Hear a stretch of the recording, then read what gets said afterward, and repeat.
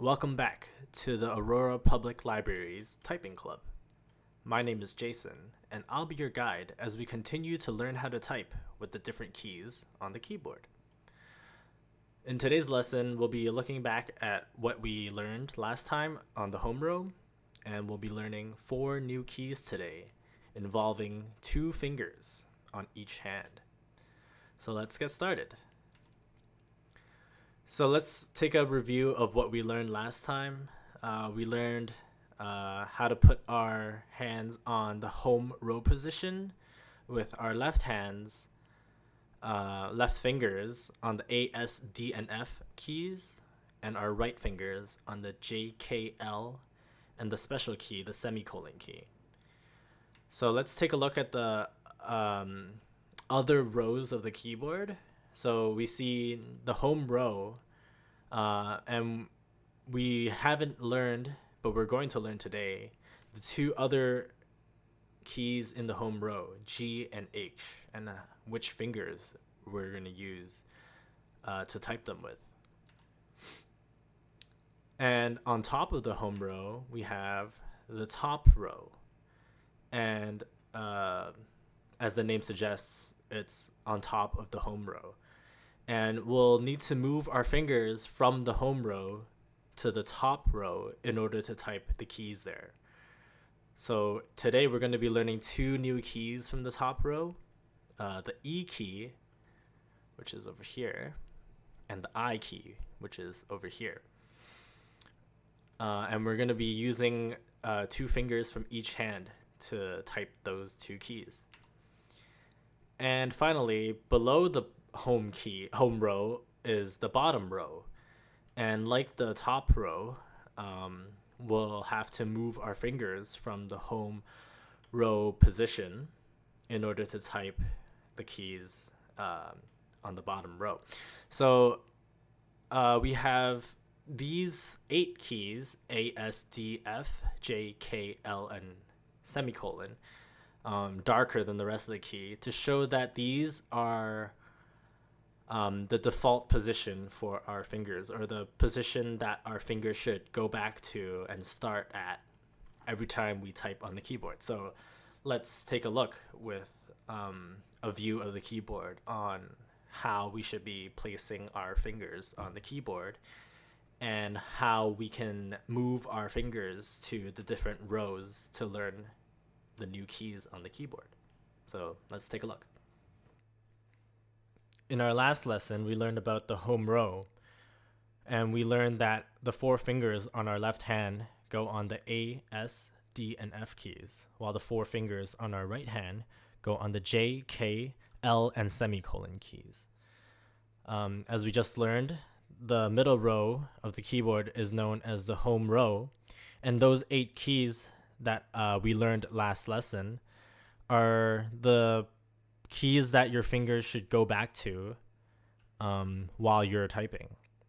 So as we learn to move around the keyboard, for example, going from the home row to the top row, and using the backspace key, we'll after we're done using those keys, we'll be moving our hands back to the home row position that we learned last lesson, which is, again, the A, S, D, and F keys, and the J, K, L, and semicolon keys.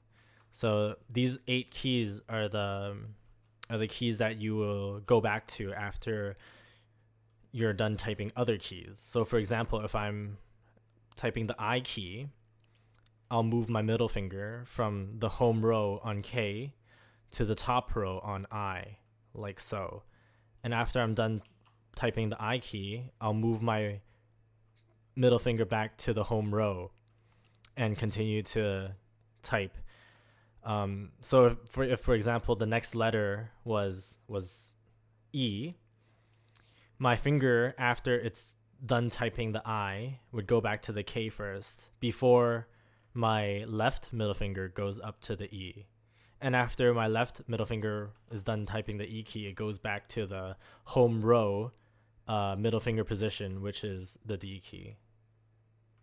And as we move around the keyboard, we'll be moving from not just the home to the top row, but from the home row to the bottom row as well, and then again returning back to the home row. And it's especially important for the right hand to get used to returning back to the home row position of J, K, L, and semicolon, because the right hand is the one that's most often going to be the one using the backspace key to delete words, as we'll soon learn about. So after it's done pressing the backspace key, you see the backspace is quite far away from the home row position. You'll have to get used to returning to the home row position, whereas the left hand doesn't really move too much. As we saw from looking at the keyboard, the right hand moves more than the left hand when we're typing. And this is because the right hand is the hand that we use for the backspace key. And the backspace key is used when you need to go backwards to delete the letters that you've typed to fix a mistake. And I'm sure some of you have used the backspace key when doing the exercises from last week's lesson. So practice moving back and forth from the home row keys of the right hand, which are J, K, L, and semicolon, to the backspace key while you're doing the exercises for this lesson as well. And the space key is used to make spaces between words. And you would have needed to use the space bar or space key in last week's lesson when making spaces between the words in the exercises. So now you know the name. It's the space key or the space bar. So now we're going to expand our the keys that we know from the home row position keys of the left and right hand to 4 new keys, which are E, G, H, and I. So you can see the new keys that we're going to learn highlighted in a darker shade here. E, G, H, and I. So let's learn how we're going to move our fingers from the home row position of A, S, D, and F, and J, K, L, and semicolon to reach these new keys that we're going to learn. So for the 4 new keys that we're going to learn this lesson, we're going to be using 4 different fingers. So for E, we're going to be using our middle finger of our left hand. For G, we'll be using the index finger of our left hand. For H, we'll be using the index finger of our right hand. And for I, we'll be using the middle finger of our right hand. So let's take another look at the keyboard to see how we move our fingers from the home row position to reach these new keys. So as we just saw, the 4 new keys that we'll be learning in this lesson are reached by the middle finger and index finger of both hands. So let's see how we'll move our fingers to reach the 4 new keys of E, G, H, and I. So let's put our fingers back onto the home row position that we learned from last time.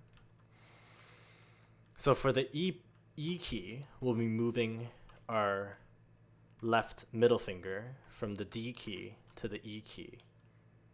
And once we're done typing the E key, we'll move our middle finger back to the D key of the home row. For the G key, we'll move our left index finger from the F key to the G key. And once we're done typing the G key, we'll move our finger back to the F key. For the H key, we'll be moving our right index finger from the J key to the H key. And once we're done typing the H key, we'll be moving our finger back to the J key. And for the I key, we'll be moving our right middle finger from the K key to the I key. And once we're done typing the I key, we'll move our finger back to the K key.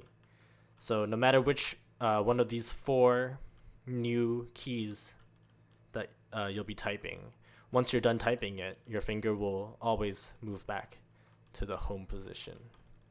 So you'll be reaching these 4 keys like that. Before I demonstrate the exercises for today's lesson, I wanted to show you again how to log on to keyhero.com. Go to school.keyhero.com, then click on the blue Sign In button on the top right-hand corner. Then click on a I am a student button and enter your username and password. Your username and password will be emailed to you after registering on eventbrite.com. After entering your username and password, just click Sign In. After you signed in, you can see the lessons available to you to complete, and you can see the completed lessons that you have done. So for this week, we'll be doing the E, G, H, and I exercises. All right, so let's try the exercise for this week's lesson. This is exercise number 3 in the E, G, H, and I lesson. So let's see if you can get a higher words per minute and a higher accuracy than me. Remember, accuracy counts more than words per minute. So make sure if you make a mistake to use the backspace key to correct your mistakes, but try to go as fast as possible as well. And you can try these exercises as many times as you want. All right, so let's begin by putting our fingers back to the home row position and starting the exercise. We'll be using the new keys that we've learned today, E, G, H, and I, in the words that we type on this exercise. So see if you can beat my score.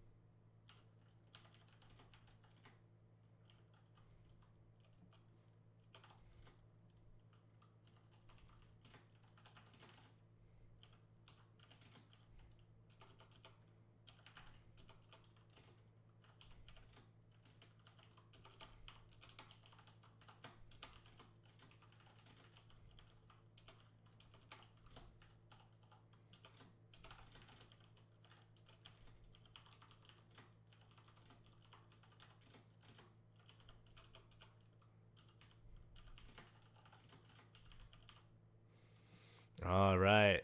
So that was kind of hard for me. Let's see how you did. I had 27.45 words per minute and an accuracy of 87.87, less than 90%. Let's see if you can get over 90% accuracy and over 27 or maybe even 30 words per minute. All right, remember to log on to school.keyhero.com to do these exercises, and you can do it as many times as you want if you want to try to improve your speed. The Aurora Public Library has an ebook on touch typing that you can view from home. Click the search bar and type in touch typing.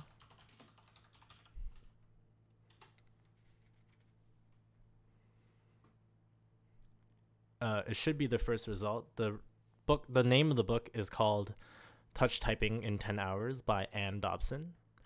And click on View Electronic Book.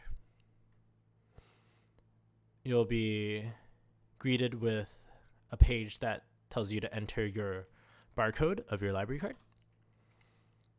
Then, once you enter your barcode, you can click PDF full text on the left. And after you've done so, you can access the textbook, Touch Typing in 10 Hours. And on the left, there's the table of contents. So you can go to the different parts of the book. So for example, E, I, G, and H. You can review and do these exercises found in this textbook as well to improve your words per minute and accuracy.